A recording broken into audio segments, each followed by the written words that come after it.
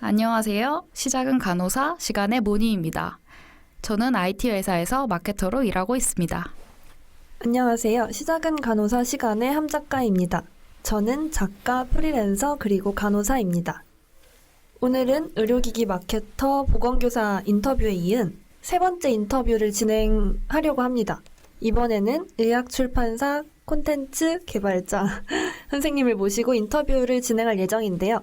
선생님 안녕하세요. 안녕하세요. 저는 외국계 출판사에서 콘텐츠 개발 업무를 하고 있는 S라고 합니다. 와, 너무 반갑습니다. 네, 저희가 정말 많이 기다렸어요. 선생님 그쵸? 인터뷰를. 네. 그래서 이번 에피소드에서는 선생님께서 어떤 과정으로 의학출판사에서 콘텐츠 개발자로 일하게 되셨는지 이야기 나눠볼 예정입니다. 먼저 공지 듣고 본격적인 이야기 시작해 보도록 하겠습니다. 시작은 간호사 시간은 매주 월요일에 업로드됩니다. 시간은 팟빵, 아이폰 팟캐스트, 유튜브, 네이버 오디오 클립을 통해 청취하실 수 있습니다. 시작은 간호사 브런치 인스타그램에서 팟캐스트 비하인드 스토리 및 방송 공지를 확인하실 수 있습니다. 시간에서는 여러분의 사연을 받습니다. 헬로시간 HELLOSIGAN@gmail.com으로 사연을 보내주세요. 간호사 공감 스토리, 탈간호 관련 궁금증, 그 밖의 각종 고민 사연 등 모든 이야기를 환영합니다. 좋아요, 구독, 하트 날려주시는 여러분 사랑합니다. 네, 오늘은 외국계 의학출판사에서 콘텐츠 개발 업무를 하고 계신 S 선생님을 모시고 인터뷰를 진행하겠습니다. 선생님 먼저 출연해 주셔서 너무너무 감사드립니다. 네, 앞서서 의학출판사에서 콘텐츠 제작하고 계시다고 소개해 주셨는데요. 의학출판사에서 콘텐츠 제작이라고 하니까 좀 생소하게 들려요. 그래서 어떤 직무인지 그리고 어떻게 하면 이런 쪽에서 일을 하게 될 수 있는지 되게 궁금하더라고요. 그래서 오늘은 선생님께서 어떻게 지금까지 오게 됐는지 그 흐름에 따라서 좀 얘기해 보려고 합니다. 먼저 선생님 학부 시절부터 얘기해봐야겠죠? 간호학과생이라고 해서 다 실습만 하고 뭐 공부만 하지는 않으니까 선생님은 어떤 학부 시절을 보내셨나요? 네, 제 학부 시절은 뭐 여느 간호대 학생들처럼 평범하게 보냈는데 개인적으로는 또 정말 즐겁게 보냈다고 생각을 하고 있어요. 그 대외 활동을 제가 특별히 하진 않았는데 동아리를 3개를 했어요. 오, 진짜 바쁘셨겠어요. 제가 노래를 잘하진 않는데 그냥 좋아해서 합창 동아리에서도 활동을 하고 합창을 병원에 계신 입원하신 환우들을 위해서 아카펠라로 오. 하는 활동을 했고요. 또 저희 간호대에 그 과 밴드가 있었는데 거기서 보컬로도 활동을 했어요. 노래를 잘하셨을 거. 네, 진짜로. 아니면 잘 하지는 못하고 그냥 즐기는 걸 좋아해서. 그리고 밴드 보컬 정도면 그니까요. 아니요. 겸손하신 걸로.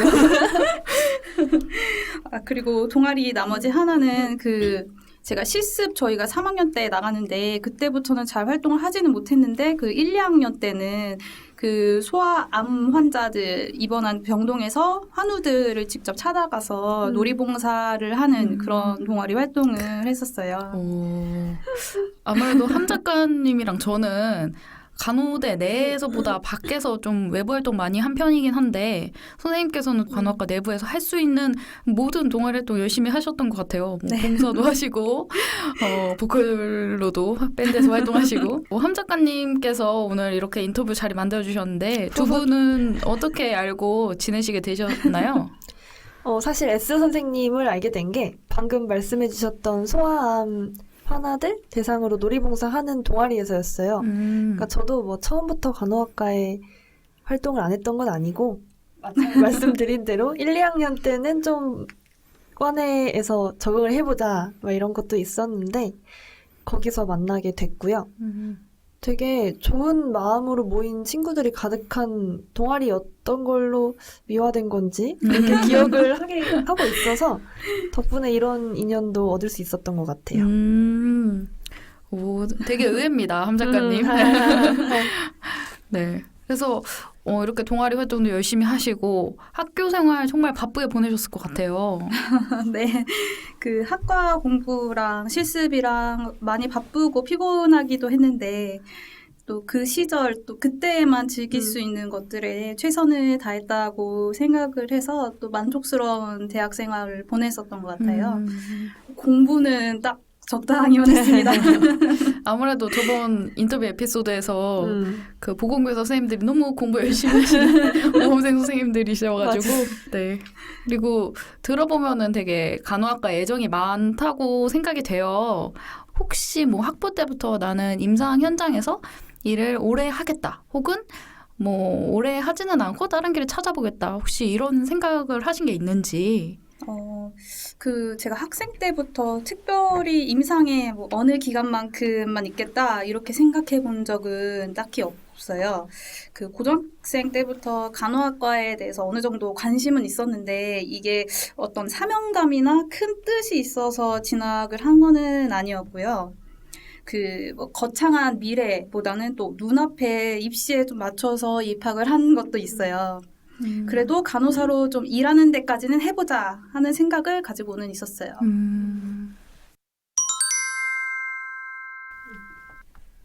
이제 더 본격적으로 S 선생님의 병원 생활과 퇴사 과정을 알아보겠습니다. 선생님은 졸업 후에 대학병원에서 근무를 하셨다고 했는데 병원 생활은 어떠셨나요? 그 대학병원 응급실에서 처음으로 임상 간호사를 시작했는데요. 그 응급실 간호사로 일하면서 전쟁 같은 하루하루를 보냈는데 또 거기서 그 나름대로 보람도 종종 느끼고 나름의 열정을 가지고 환자를 보기도 했어요. 근데 또 어쩌다 보니까 임상 경력이 만 1년으로 끝이 났어요. 사실 어쩌다 보니라고 하기에는 딱 그 시점이 많은 분들이 퇴사하는 시점이기도 하죠. 네. 하지만 또 개개인의 이유는 다를 수 있으니까 선생님의 이유는 뭐였는지 알려주세요. 네. 그 앞서 말씀드린 몇 마디에서 벌써 좀 느끼셨을 수도 있는데 일 그 자체보다는 외적인 이유가 가장 컸어요. 그 임상 간호사라면 공통적으로 겪는 흔한 어려움들 그리고 저는 응급실에서 근무를 했기 때문에 특별히 응급실이라는 부서 특성상의 어려움들도 조금 저를 힘들게 했어요.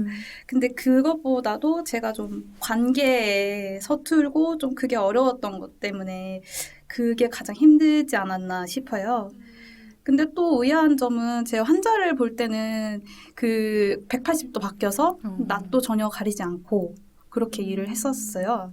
그게 다른 자아가 있잖아요. 네. 간호사의 자. 맞아. 서비스자. 네, 맞아요. 그 또 아쉬웠던 점이 제가 응급실에 같이 들어온 동기가 한 명도 없었어요. 이게 진짜 힘드셨을 것 네. 같아요. 그리고 제가 어쩌다 보니까 3번의 입사를 했는데 3번 다 입사 동기가 한 번도 없었어요. 지금도 그러면 없으신 거예요? 네, 없어요. 와. 이렇게 비슷한 그룹 멤버들 간의 결속감 아니면 동질감 같은 게 생각보다 많은 힘이 되고 그렇다고 하더라고요. 친구들이나 주변 사람들 얘기를 들어보니까 그런 얘기를 하더라고요. 근데 반대로 이 없을 때 고립감이나 외로움 이런 게 사람을 좀 금방 지치게 하는 것 같아요. 제 경험상으로는. 이런 게 또 응급실을 금방 나가게 된 요인 중에 하나였던 것 같아요. 저는 이게 무슨 말씀이신지 너무 이해가 잘 되는 게 저는 오히려 반대의 경우를 겪었던 것 같아요. 저도 동기들이 없었으면 2년이라는 시간을 절대 버티지 못했을 거라고 생각해요. 진짜 말도 안 되게 빨리 그만뒀을지도 모르는데 꽤나 제 생각에 지금 생각해보면 좀 너무 오래 붙어 있었던 것 같아요. 근데 제 친구들 중에서도 동기 없는 병동으로 간 친구들이 더 빨리 그만두는 것도 많이 봤어요. 동기도 없었다고 하시니 정말 혼자 많이 고민하셨을 것 같고 여러 가지 말씀해 주셨는데 혹시 퇴사에 뭔가 결정적인 계기가 있었다던가 이런 게 혹시 있을까요?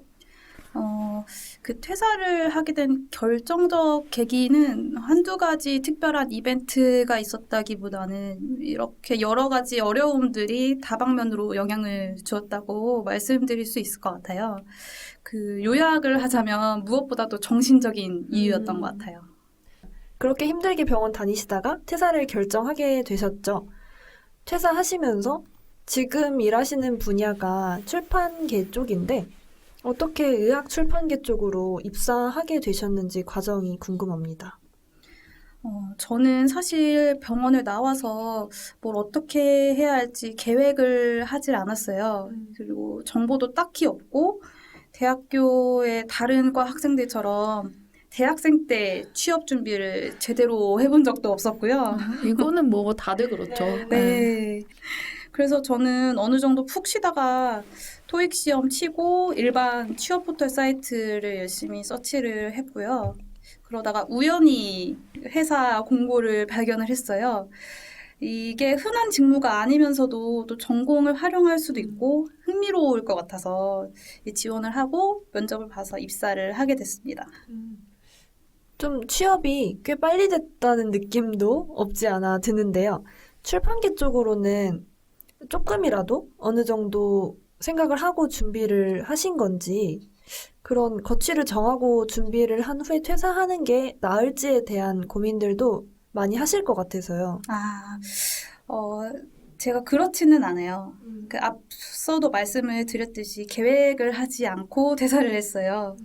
그 임상 간호사 선생님들이 병원을 퇴사하시는 이유가 천차만별이라서 제가 이제 섣불리 다음 거취를 확실히 하고 병원을 나오시라는 말씀은 드리지를 못할 것 같아요.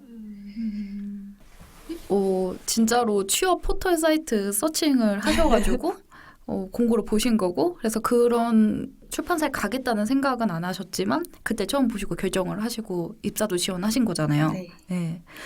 되게 보통은 이렇게 간호사들이 잘 안 하는데 네. 되게 용기 있게 하신 것 같고 모니님도 뭐 다를 거 없이 용기 있는 저는 분이셨어가지고 무식해서 용감했다고. 처음에는 의학 출판사긴 했지만 뭔가 에이전시에 더 가깝다는 얘기를 제가 들었거든요. 네. 정확히 좀 어떤 업무 하셨는지 첫 회사라고 할까요? 네. 설명 좀 해주세요. 제가 첫 회사에서 했던 직무는 쉽게 말씀을 드리면 출판을 위한 콘텐츠 제작 의뢰가 들어오면 콘텐츠를 만들고 또 출판이나 뭐 인쇄 같은 거 의뢰가 들어오면 또 그에 맞는 직무를 하는 그런 업무였어요. 한마디로 에이전시가 맞죠. 저희 회사의 파트너는 의대 교수님들, 의학학회, 제약회사 등이 있었고요. 의학 관련 서적이나 교육용 브로셔, 해외 유명 의학 저널을 또 라이센스를 따와서 한국어판으로 발행을 하기도 했고요. 의학 가이드라인을 편집하고 출판을 하는 업무도 했었습니다. 이게 혹시 선생님이 그러면은 메디컬 라이팅 업무도 같이 하신 건가요?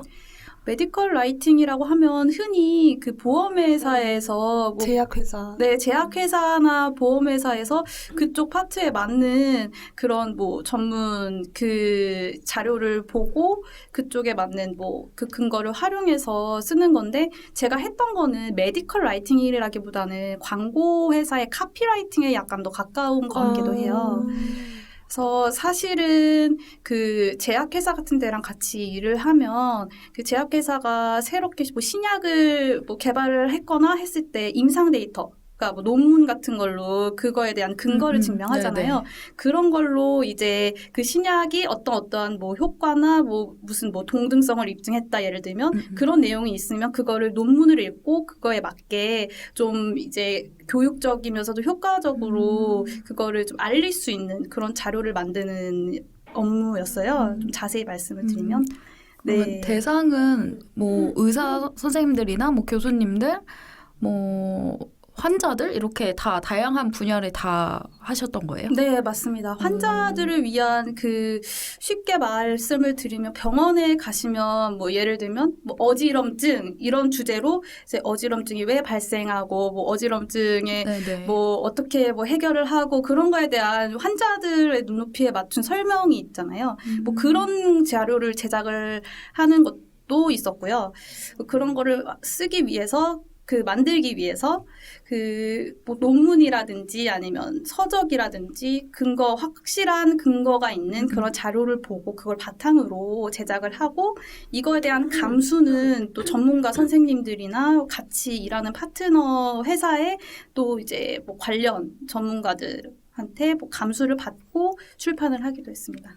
지금 S 선생님은 약간 의아하실 수도 있는데 이 모니님이 질문하시는 이유가 전 너무 이해가 되거든요. 모니님 일하시는 회사에서 모니님도 콘텐츠를 제작을 하고 계시는데 그게 너무 맞닿는 점이 많아요. 오, 되게 네. 비슷해요, 지금. 근데 이제 뭐 외주를 받아서 제작을 하시는 형태였다면 네. 저는 외주를 주는 쪽이죠. 네. 아니면 제가 만들거나.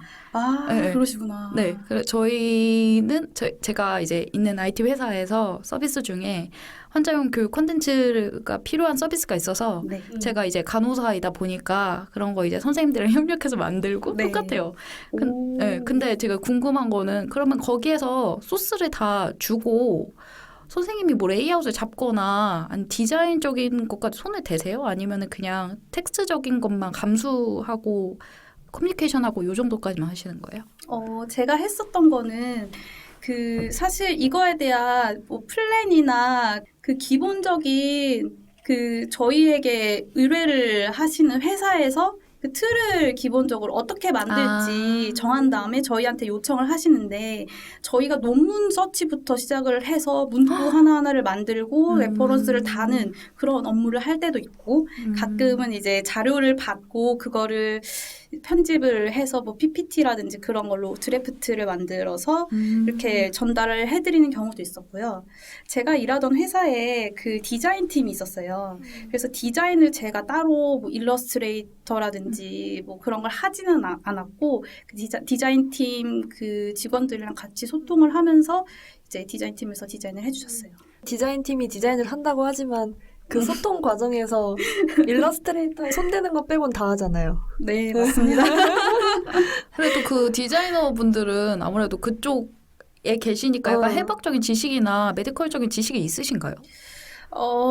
제가 생각할 때는 그런 것 같진 않았던 게 그 확실하게 그분들이 헷갈릴 만한 거 아니면 진짜 좀 확실하게 구분을 해야 되는 거 뭐 해부학이든지 뭐든지 그분들이 업무를 할 때 본인들이 없는 지식 때문에 헷갈릴 수가 있잖아요.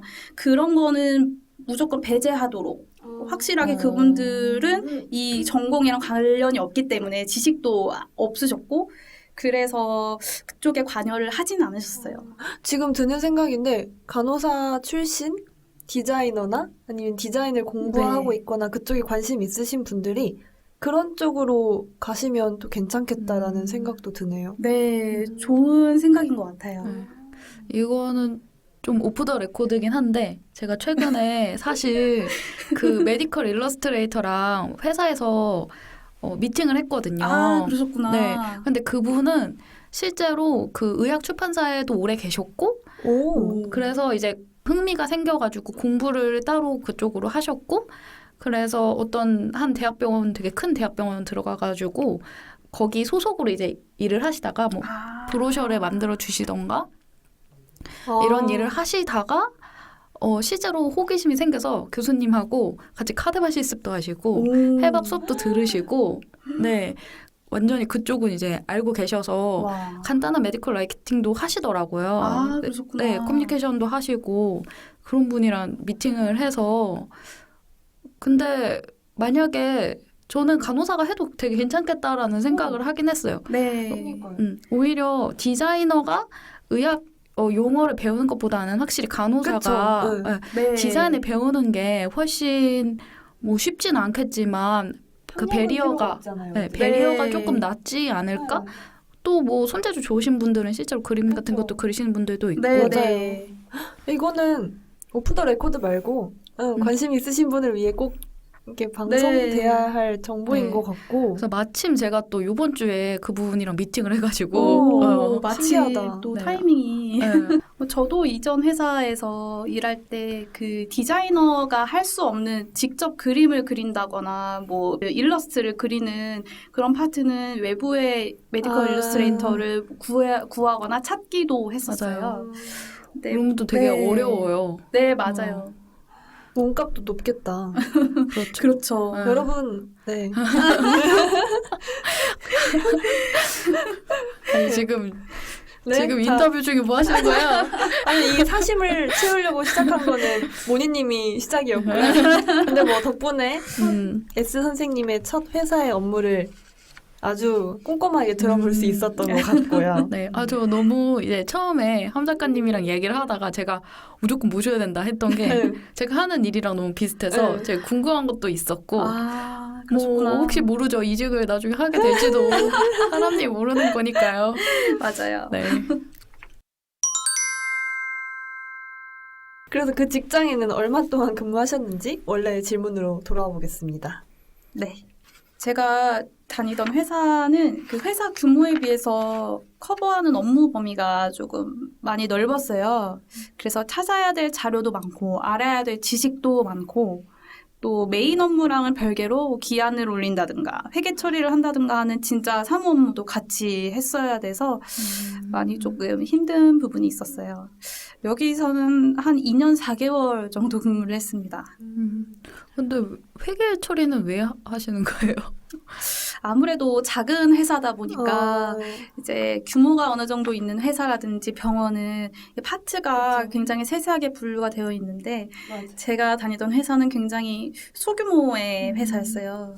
혹시 선생님 말고 다른 간호사 선생님이나 이쪽 업무를 하시는 분이 계셨나요? 이 회사에 간호사는 저밖에 없었고요. 약대 출신 그 선생님이 한 분 계셨고 임상병리사 출신 선생님도 계셨고 네, 뭐 생화학, 뭐 생물 파트 그쪽 전공하신 분이나 방사선 파트 이쪽에서 일하신 분도 계셨고 제가 들어가기 전에는 수의사 선생님도 일을 하셨다고 하시더라고요. 신기하다. 원래 생각했던 질문과 계속 다른 방향으로 나가는데 되게 재밌네요. 네.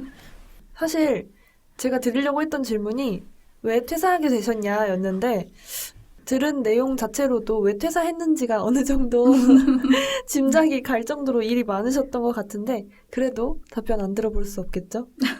왜 퇴사하셨나요?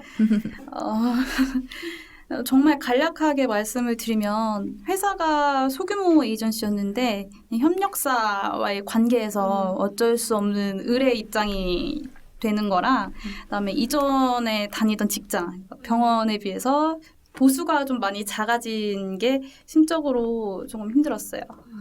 들어가실 때는 괜찮다고 생각을 하시고 들어가셨던 거죠?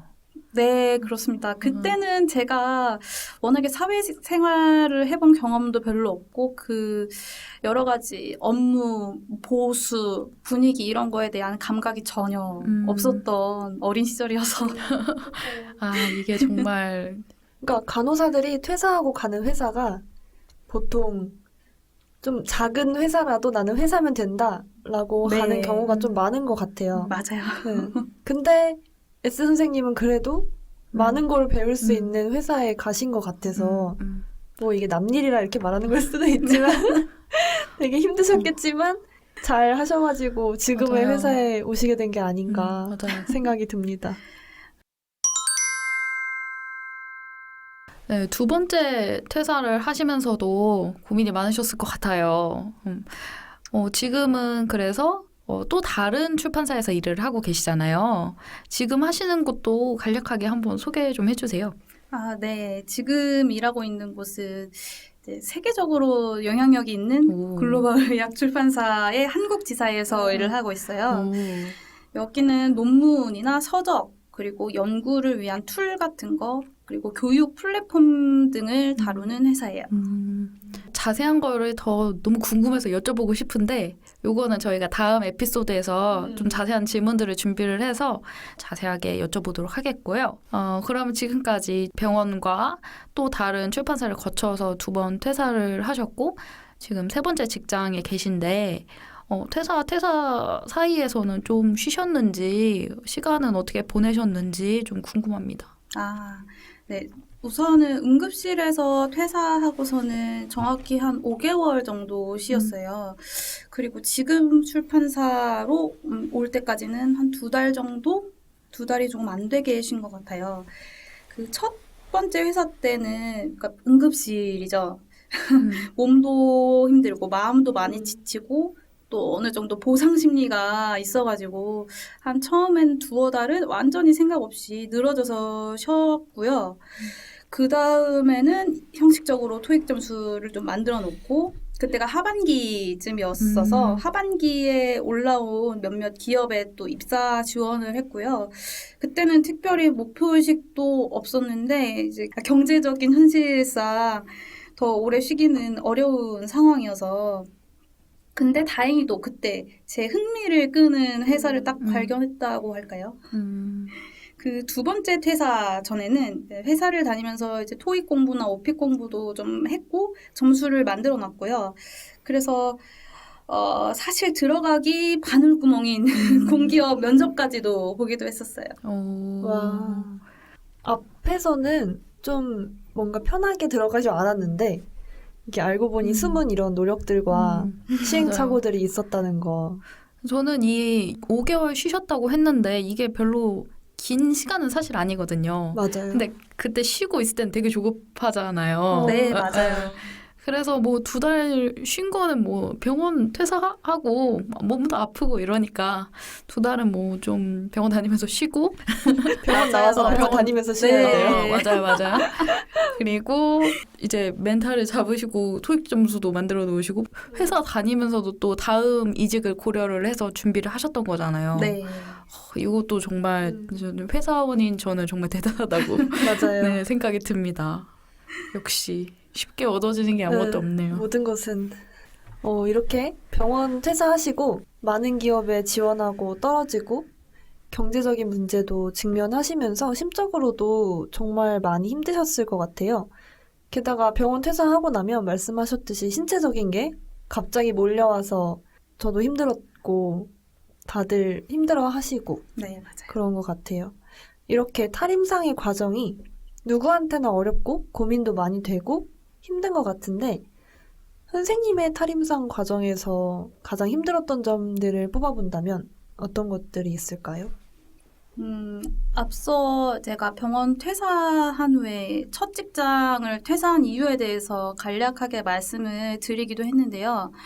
그 처음 기업에 입사를 할 때는 정말 아무것도 몰랐어요. 뭐 의뢰 입장이라든지 급여가 줄어든 거에 대한 거는 차치하고서라도 또 회사가 워낙 규모가 작다 보니까 또 언젠가는 이 산업의 주요 업체로 이직을 해야 된다는 부담감도 있었고요. 아쉬웠던 점 중에서 역시 입사 동기가 없었던 점이 있고요. 워낙에 또 회사가 하루 종일 논문을 읽고 글 읽고 하는 업무다 보니까 이제 사람들이 서로 교류를 좀 안 해서 약간 수도원 같은 업무 환경이기도 했고요. 근데 무엇보다도 힘들었던 거는 미래에 대한 불확실성이었던 것 같아요. 있던 곳이 말씀해주신 것처럼 에이전시 느낌이 있어서 그 에이전시에 계신 분들은 확실히 이제 갑의 위치로 그러니까 내 서비스가 있는 거 네, 맞아. 가고 싶어 하시는 게 있는데 그러니까 그런 느낌으로 이해하면 될까요? 네, 좀- 그런 게 맞죠. 네. 아무래도 나는 더 내 역량을 많이 펼칠 수 있는 곳이 있을 것 같고 근데 여기서는 내가 좀 주체적으로 역량을 펼치기가 좀 힘든 환경이구나라는 생각이 들었어요. 그러한 이유 때문에. 제약도 많으셨을 것 같아요. 나는 이렇게 만들고 싶은데 뭐 거기에서 요청하는 네, 게 맞아요. 있으니까. 네. 네, 지금 여러 가지 이야기 해주셨는데 아마 병원 나와서 회사에 처음 들어가신 분들은 다들 비슷하게 이런 말씀 하시는 것 같아요. 급여 문제도 그렇고 미래에 대한 불확실성 이런 것들이 좀 다들 비슷하게 말씀하시는 것 같은데요. 지금은 혹시 어떠신지, 지금은 회사도 바뀌셨고, 시간도 좀 지나서 많은 경험들이 쌓이다 보니까 조금 달라지셨을 것 같기도 하거든요. 네. 그 퇴사 후에 첫 직장에 있을 때보다는 지금은 좀 막연한 두려움 같은 거는 덜한 것 같아요. 아무래도 새로운 업무 환경에 적응하는 방법도 나름 체득을 했고 또 경험도 좀 쌓이다 보니까 적응이 좀 된 것 같습니다. 네, 선생님 학부 시절부터 지금 회사 오실 때까지 간략하게 요정 함께 얘기해 봤는데, 지금은 외국계 출판사에 콘텐츠 제작 업무를 하고 계시지 않습니까? 네. 아주 활발하게. 네. 혹시 선생님이 생각하셨을 때 현재까지 오게 된 현재 직업으로 이끌어준 요소들이 있다면 어떤 것들이 있을까요? 저는 쉽게 말씀드리면 운빨, 타이밍, 약간의 준비라고 생각을 하고 있어요. 지금 직무로 계속 가게 된 데에는 다른 사람이라든지 아니면 외적인 영향을 딱히 받지는 않았어요. 두 번째 직장, 그러니까 이제 병원 퇴사하고 들어간 첫 직장이었던 그 의학 출판사에서 또 근무를 하면서 이직을 준비를 했고, 시도도 되게 여러 번 했는데 쉽게 풀리지가 않더라고요. 거기서 제가 공기업이나 제약회사 등을 주로 알아봤고요. 그 면접도 몇 번 봤는데 이제 결정적인 한 방이 부족했었던 것 같아요. 그러면은 혹시 만약에 공기업이나 제약회사가 됐다면 그쪽으로 아마 가셨을까요? 그때 당시에는 아무래도 공기업이나 제약회사에 관심이 조금 있었긴 했어요. 지금 그때 당시에 다니던 회사는 아무래도 아까 말씀드렸다시피 의뢰 입장이기도 하고 여러 가지 쉽게 말하면 네임밸류라든지 여러 가지가 좀 부족하다고 나름 느꼈기 때문에 그때도 나름의 절실함이었던 것 그쵸. 같아요. 조금만 더 욕심을 부려서 이런 이름 있는 곳, 공기업에서 국민이나 그 사람들을 대상으로 좀 좋은 영향력을 끼치거나 아니면 제약회사 같이 내 영향을 좀 더 편일칠 수 있으면서 네임밸류도 있고 보수도 어느 정도 될 법한 그런 곳을 가고 싶었어요. 그래서 그때 만약에 됐다면 가지 않았을까 하는 생각을 조심스럽게 합니다. 그러면은 그때 업무를 지원했을 때 뭐 공기업은 정해져 있으니까 제외하고 제약회사는 어느 쪽으로 지원을 하셨던 거예요? 당시에는? 그때 제가 제약회사에 메디컬 인포메이션 관련해서 메디컬 자료를 검토하시는 분들이랑 좀 많이 소통을 했었거든요. 약간 학술팀 네, 이런 쪽? 학술팀이죠. 네, 학술팀 파트에 좀 지원을 했었고, 근데 자리가 워낙에 자주 네. 나지는 않다 보니까 TO가 없죠. 네, 그래서 사실은 막 TO가 되는 대로 임상팀도 좀 지원을 해봤다가 학술팀도 지원을 해봤다가 그랬던 것 같아요. 네, 그래도 지금 더 좋은 회사에 계시지 않습니까? 제약회사는 국내 회사지만 지금 계신 곳은 글로벌 기업이기 때문에 네, 그래서 저희가 지금 아까 질문했던 게 뭐였죠? 현재 직업으로 이끌어준 요소들이 있다면 무엇이 있을까? 지금까지는 이제 첫 직장에서 힘들었던 것들 말씀해 주셨는데 두 네. 번째 회사 가시면서는 혹시 어떤 일들 있으셨는지? 제가 두 번째 회사에서도 이직이 결정돼서 나온 거는 아니에요. 근데 제가 계획했던 경력 기간을 채우고 나온 거기는 해요. 경력을 채우고서는 좀 가차없이 나왔어요. 병원을 나왔을 때랑 다르게 준비는 약간 더 되어 있는 상태였고요. 분명히 서로를 필요로 하는 회사가 곧 나타날 거라는 약간의 믿음이 있었어요. 감히 나를 안 뽑아? 나 정도면.